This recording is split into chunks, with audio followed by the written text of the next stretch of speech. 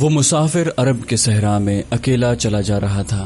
8 ہجری کے زمانے میں عرب کا وہ علاقہ جہاں مکہ اور مدینہ واقع ہیں بڑا ہی خوفناک صحرا ہوا کرتا تھا، جلتا اور انسانوں کو جھلساتا ہوا ریگزار۔ ایک تو صحرا کی اپنی صعوبتیں تھیں، دوسرا خطرہ رہزنوں کا تھا۔ مسافر قافلوں کی صورت سفر کیا کرتے تھے، لیکن یہ مسافر اکیلا چلا جا رہا تھا۔ وہ اعلیٰ نسل کے جنگی گھوڑے پر سوار تھا۔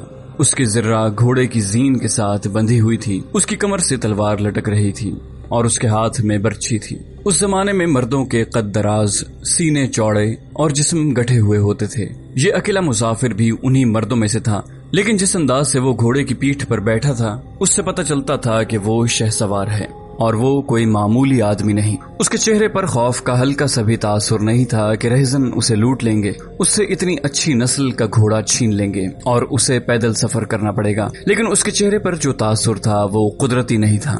وہ کچھ سوچ رہا تھا، یادوں سے دل بہلا رہا تھا یا کچھ یادوں کو ذہن میں دفن کرنے کی کوشش کر رہا تھا۔ آگے ایک گھاٹی آ گئی، گھوڑا چڑھتا چلا گیا۔ خاصی بلندی پر جا کر زمین ہموار ہوئی۔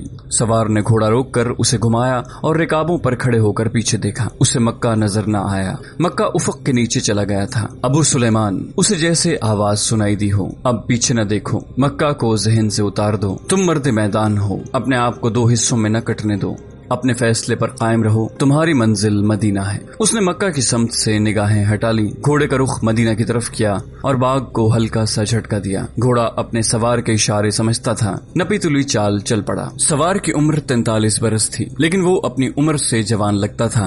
سلیمان اس کے بیٹے کا نام تھا، اس کے باپ کا نام الولید تھا۔ اسے ابو سلیمان کہلانا زیادہ پسند تھا۔ اسے معلوم نہ تھا کہ تاریخ اسے خالد بن ولید کے نام سے یاد رکھے گی۔ یہ نام اسلام کی عسکری روایات اور جذبے کا دوسرا نام بن جائے گا۔ مگر 43 برس کی عمر میں جب خالد مدینے کی طرف جا رہا تھا اس وقت وہ مسلمان نہیں تھا۔ چھوٹی چھوٹی جھڑپوں کے علاوہ وہ مسلمانوں کے خلاف 2 بڑی جنگیں، جنگ احد اور جنگ خندق لڑ چکا تھا۔ جب رسول کریم صلی اللہ علیہ وسلم پر 610 عیسوی بروز سوموار پہلی وحی نازل ہوئی، اس وقت خالد کی عمر 24 سال تھی۔ اس وقت تک وہ اپنے قبیلے بنو مخزوم کی عسکری قوت کا قائد بن چکا تھا۔ بنو مخزوم کا شمار قریش کے چند ایک معزز خاندانوں میں ہوتا تھا۔ قریش کے عسکری امور اسی خاندان کے سپرد تھے۔ قریش خالد کے باپ الولید کے احکام اور فیصلے مانتے تھے۔ 24 برس کی عمر میں یہ حیثیت خالد کو بھی حاصل ہو گئی تھی، مگر اس حیثیت کو ٹھکرا کر خالد ابو سلیمان مدینے کو جا رہا تھا۔ کبھی وہ محسوس کرتا جیسے اس کی ذات سے کوئی قوت اسے پیچھے کو گھسیٹ رہی ہو۔ جب وہ اس قوت کے اثر کو محسوس کرتا تو اس کی گردن پیچھے کو مڑ جاتی،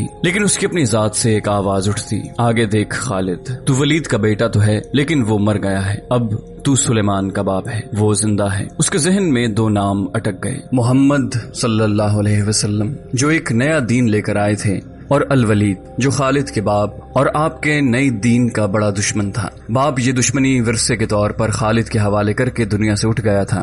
خالد کے گھوڑے نے پانی کی مشک پر اپنے آپ ہی رخ بدل لیا تھا۔ خالد نے ادھر دیکھا، اسے گول دائرے میں کھجوروں کے درخت اور صحرا کے جھاڑی نما درخت نظر آئے۔ گھوڑا ادھر ہی جا رہا تھا۔ نخلستان میں داخل ہو کر خالد گھوڑے سے کود گیا۔ امامہ اتار کر وہ پانی کے کنارے 2 زانو ہو گیا۔ اس نے پانی چلو بھر بھر کر اپنے سر پر ڈالا اور 2-4 چھینٹے منہ پر پھینکے۔ اس کا گھوڑا پانی پی رہا تھا۔ خالد نے اس چشمے سے پانی پیا جو صرف انسانوں کے استعمال کے لیے تھا۔ یہ ایک چھوٹا سا جنگل تھا۔ خالد نے گھوڑے کی زین اتاری اور زین کے ساتھ بندھی ہوئی چھوٹی سی ایک دری کھول کر جھاڑی نما درختوں کے جھنڈ تلے بچھائی اور لیٹ گیا۔ وہ تھک گیا تھا، تھوڑی دیر کے لیے سو جانا چاہتا تھا، مگر اس کے ذہن میں یادوں کا جو قافلہ چل پڑا تھا وہ اسے سونے نہیں دے رہا تھا۔ اسے 7 سال پہلے کا ایک دن یاد آیا جب اس کے عزیزوں نے محمد صلی اللہ علیہ وسلم کو قتل کرنے کا منصوبہ بنایا تھا۔ اس منصوبے میں خالد کا باپ الولید پیش تھا۔ وہ ستمبر 622 عیسوی کی ایک رات تھی۔ قریش نے رسول خدا صلی اللہ علیہ وسلم کو سوتے میں قتل کرنے کے لیے ایسے آدمی چنے تھے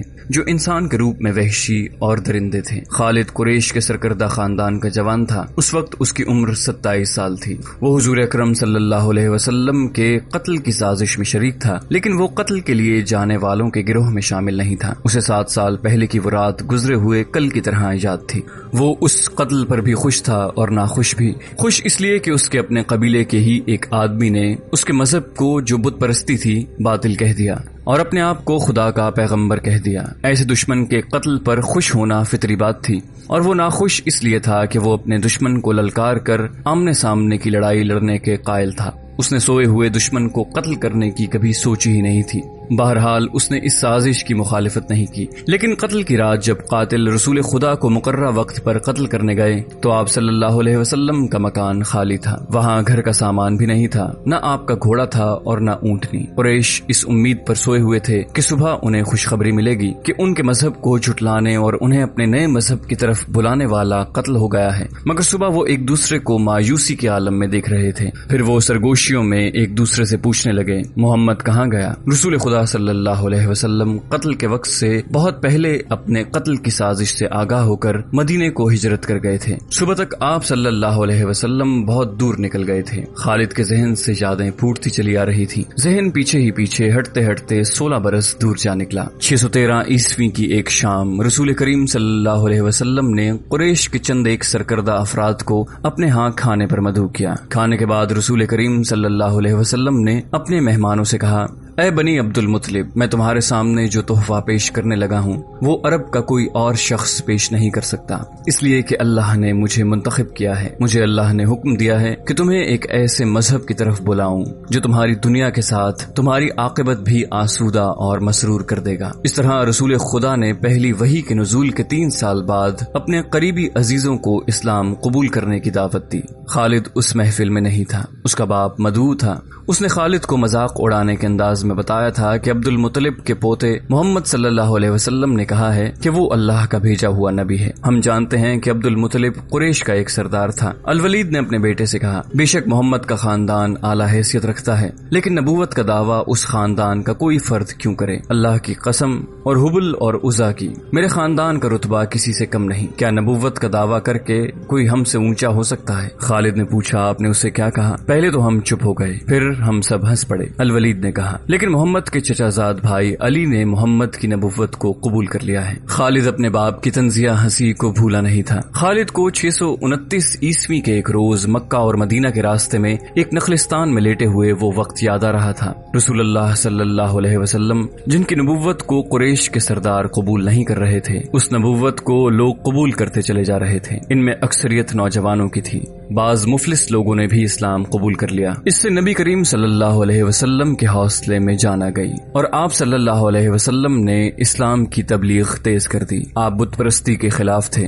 مسلمان ان 360 بتوں کے خلاف تھے جو کعبہ کے اندر اور باہر رکھے ہوئے تھے۔ طلوع اسلام سے پہلے عرب ایک خدا کو مانتے تھے اور پوجتے ان بتوں کو تھے۔ انہیں وہ دیویاں اور دیوتا کہتے اور انہیں اللہ کے بیٹے اور بیٹیاں مانتے تھے۔ وہ ہر بات میں اللہ کی قسم کھاتے تھے۔ قریش نے دیکھا کہ محمد صلی اللہ علیہ وآلہ وسلم کے جس دین کا انہوں نے مذاق اڑایا تھا وہ مقبول ہوتا جا رہا تھا، تو انہوں نے آپ صلی اللہ علیہ وسلم کی تبلیغی سرگرمیوں کے خلاف محاذ بنا لیا اور مسلمانوں کا جینا حرام کر دیا۔ خالد کو یاد آ رہا تھا کہ اس نے اللہ کے رسول صلی اللہ علیہ وسلم کو گلیوں اور بازاروں میں لوگوں کو اکٹھا کر کے انہیں اسلام قبول کرنے کی دعوت دیتے اور بتاتے دیکھا تھا کہ بت انہیں نہ فائدہ دے سکتے ہیں نہ نقصان۔ عبادت کے لائق صرف اللہ ہے جو وحدہ لا شریک ہے۔ رسول خدا صلی اللہ علیہ وسلم کی مخالفت کے قائد قریش کے 4 سردار تھے۔ ایک تو خالد کا باپ الولید تھا، دوسرا نبی کریم صلی اللہ علیہ وسلم کا اپنا چچا ابو لہب تھا، تیسرا ابو سفیان اور چوتھا ابو الحکم تھا جو خالد کا چچا زاد بھائی تھا۔ مسلمانوں پر سب سے زیادہ ظلم اور تشدد اسی شخص نے کیا تھا۔ وہ جہالت کی حد تک کینہ پرور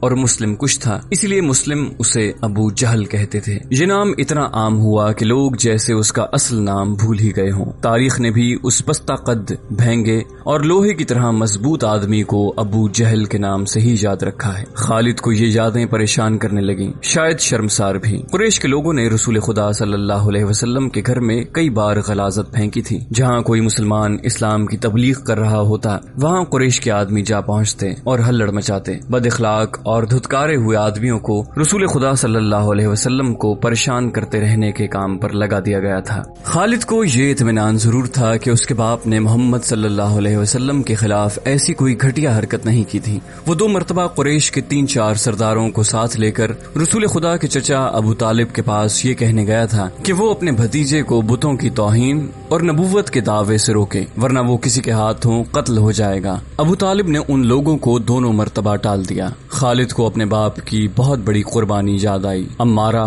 خالد کا بھائی تھا۔ وہ خاص طور پر خوبصورت نوجوان تھا۔ وہ ذہین تھا اور اس میں بانک پن تھا۔ خالد کے باپ الولید نے اپنے اتنے خوبصورت بیٹے عمارہ کو قریش کے 2 سرداروں کے حوالے کیا اور انہیں کہا کہ اسے محمد کے چچا ابو طالب کے پاس لے جاؤ اور اس سے کہو کہ میرا بیٹا رکھ لو اور اس کے بدلے محمد صلی اللہ علیہ وسلم ہمیں دے دو۔ خالد اپنے باپ کے اس فیصلے پر کانپ اٹھا تھا اور جب اس کا بھائی عمارہ دونوں سرداروں کے ساتھ چلا گیا تو خالد تنہائی میں جا کر رویا۔ سرداروں نے عمارہ کو رسول کریم کے چچا کے آگے کر کے کہا، ابو طالب اسے تم جانتے ہو، یہ عمارہ بن الولید ہے۔ تم یہ بھی جانتے ہو کہ بنو ہاشم نے جس کے تم سردار ہو ابھی تک اس جیسا سجیلا اور عقل مند جوان پیدا نہیں کیا۔ یہ ہم ہمیشہ کے لیے تمہارے حوالے کرنے آئے ہیں، اسے اپنا بیٹا بنا کر رکھو، یہ تمام عمر تمہارا فرما بردار رہے گا، اور اگر اسے اپنا غلام بنا لو گے تو قسم ہے اللہ کی تم پر اپنی جان بھی قربان کر دے گا، مگر تم اسے میرے حوالے کیوں کر رہے ہو؟ ابو طالب نے پوچھا، کیا بنو مخزوم کی ماؤں نے اپنے بیٹوں کو نیلام کرنا شروع کر دیا ہے؟ کہو اس کی کتنی قیمت چاہتے ہو، اس کے عوض ہمیں اپنا بھتیجا محمد دے دو۔ قریش کے ایک سردار نے کہا،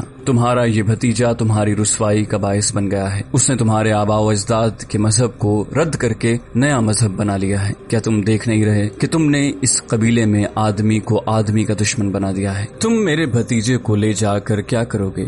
قتل۔ قریش کے دوسرے سردار نے جواب دیا، ہم محمد کو قتل کریں گے، یہ بے انصافی نہیں ہوگی۔ تم دیکھ رہے ہو کہ ہم تمہارے بھتیجے کے بدلے تمہیں اپنا بیٹا دے رہے ہیں، یہ بہت بڑی بے انصافی ہوگی۔ ابو طالب نے کہا، تم میرے بھتیجے کو قتل کرو گے اور میں تمہارے بیٹے کو پالوں گا اور اس پر خرچ کروں گا اور اسے بہت اچھی زندگی دوں گا۔ تم میرے پاس کیسا انصاف لے کر آئے ہو؟ میں تمہیں عزت سے رخصت کرتا ہوں۔ خالد نے جب اپنے بھائی کو اپنے سرداروں کے ساتھ واپس آتے دیکھا اور سرداروں سے سنا کہ ابو طالب نے یہ سودا قبول نہیں کیا تو خالد کو دلی مسرت ہوئی تھی۔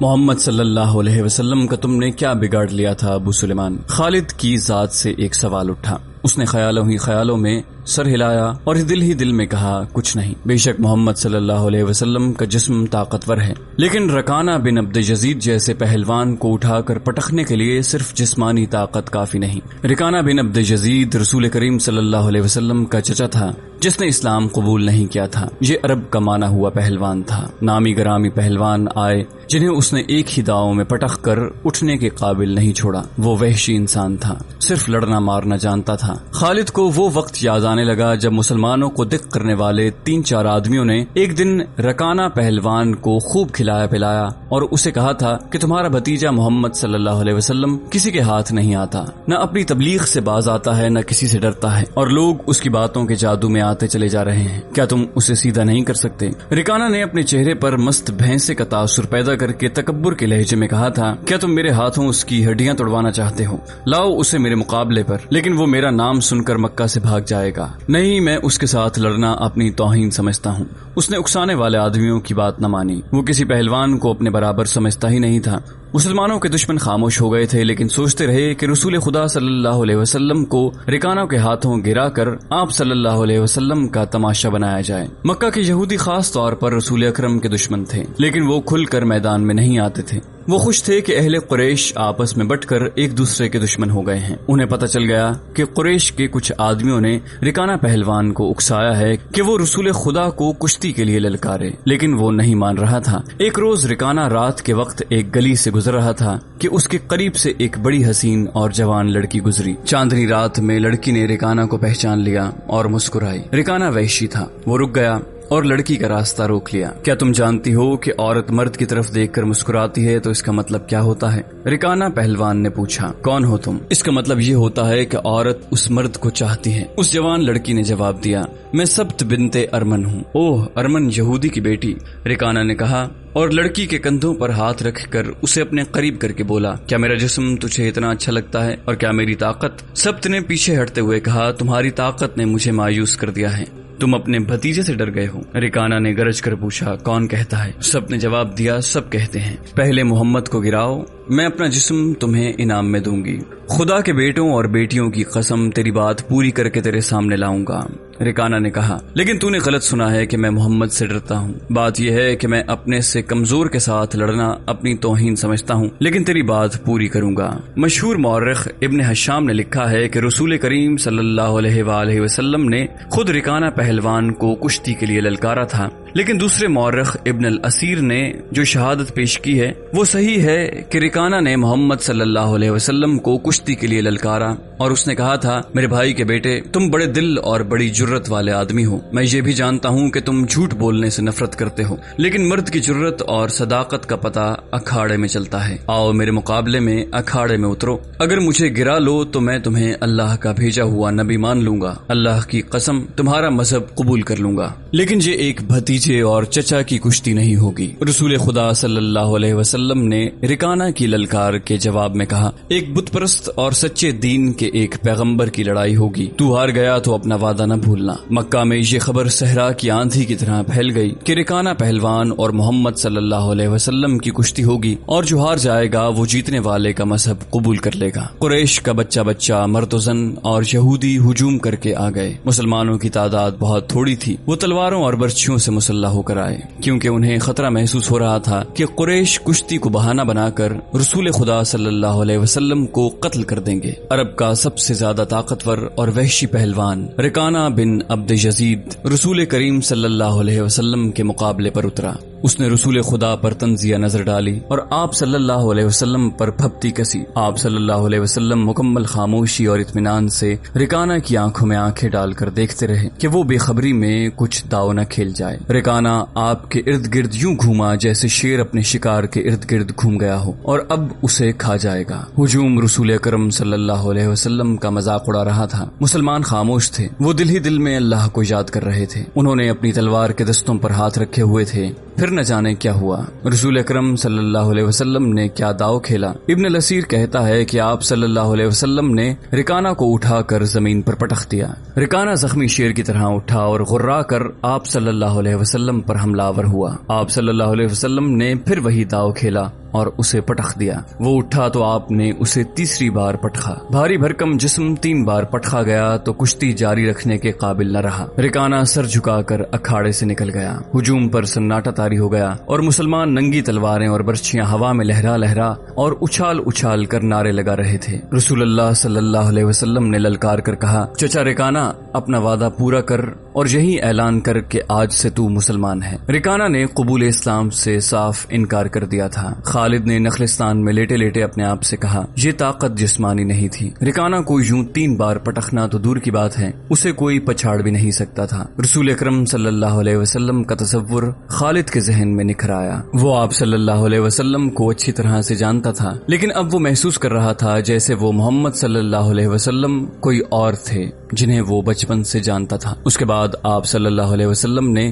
جو رخ اختیار کیا تھا اس میں خالد آپ صلی اللہ علیہ وسلم کو نہیں پہچانتا تھا. نبوت کے دعوے کے بعد خالد کی آپ صلی اللہ علیہ وسلم کے ساتھ بول چال بند ہو گئی تھی. وہ آپ کے ساتھ 2 ہاتھ کرنا چاہتا تھا لیکن وہ رکانہ کی طرح پہلوان نہیں تھا. وہ میدان جنگ میں لڑنے والا اور لڑنے والوں کی قیادت کرنے والا جنگجو تھا لیکن اس وقت مسلمان فوج کی صورت میں لڑنے کے قابل نہیں تھے. چینل کو سبسکرائب کیجیے اور بیل آئیکن پر کلک کیجیے تاکہ آپ کو تمام ویڈیوز فوراً ملتی رہیں.